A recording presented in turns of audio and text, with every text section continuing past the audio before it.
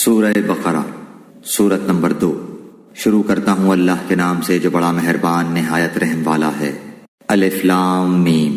اس کتاب کے اللہ کی کتاب ہونے میں کوئی شک نہیں، پرہیزگاروں کو راہ دکھانے والی ہے۔ جو لوگ غیب پر ایمان لاتے ہیں اور نماز کو قائم رکھتے ہیں اور ہمارے دیے ہوئے مال میں سے خرچ کرتے ہیں، اور جو لوگ ایمان لاتے ہیں اس پر جو آپ کی طرف اتارا گیا اور جو آپ سے پہلے اتارا گیا، اور وہ آخرت پر بھی یقین رکھتے ہیں، یہی لوگ اپنے رب کی طرف سے ہدایت پر ہیں اور یہی لوگ فلاح اور نجات پانے والے ہیں۔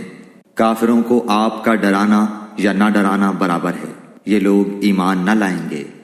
اللہ تعالیٰ نے ان کے دلوں پر اور ان کے کانوں پر مہر کر دی ہے اور ان کی آنکھوں پر پردہ ہے اور ان کے لیے بڑا عذاب ہے۔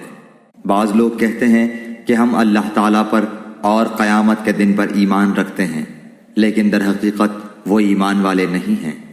وہ اللہ تعالیٰ کو اور ایمان والوں کو دھوکہ دیتے ہیں، لیکن دراصل وہ خود اپنے آپ کو دھوکہ دے رہے ہیں مگر سمجھتے نہیں۔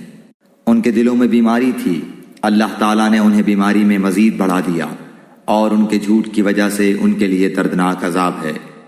اور جب ان سے کہا جاتا ہے کہ زمین میں فساد نہ کرو تو جواب دیتے ہیں کہ ہم تو صرف اصلاح کرنے والے ہیں۔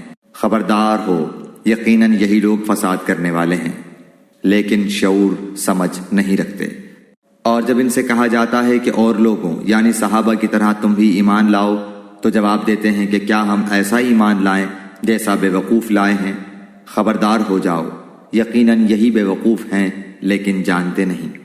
اور جب ایمان والوں سے ملتے ہیں تو کہتے ہیں کہ ہم بھی ایمان والے ہیں، اور جب اپنے بڑوں کے پاس جاتے ہیں تو کہتے ہیں کہ ہم تو تمہارے ساتھ ہیں، ہم تو ان سے صرف مذاق کرتے ہیں۔ اللہ تعالیٰ بھی ان سے مذاق کرتا ہے اور انہیں ان کی سرکشی اور بہکاوے میں اور بڑھا دیتا ہے۔ یہ وہ لوگ ہیں جنہوں نے گمراہی کو ہدایت کے بدلے میں خرید لیا، پس نہ تو ان کی تجارت نے ان کو فائدہ پہنچایا اور نہ یہ ہدایت والے ہوئے۔ ان کی مثال اس شخص کی سی ہے جس نے آگ جلائی، پس آس پاس کی چیزیں روشنی میں آئی ہی تھیں کہ اللہ ان کے نور کو لے گیا۔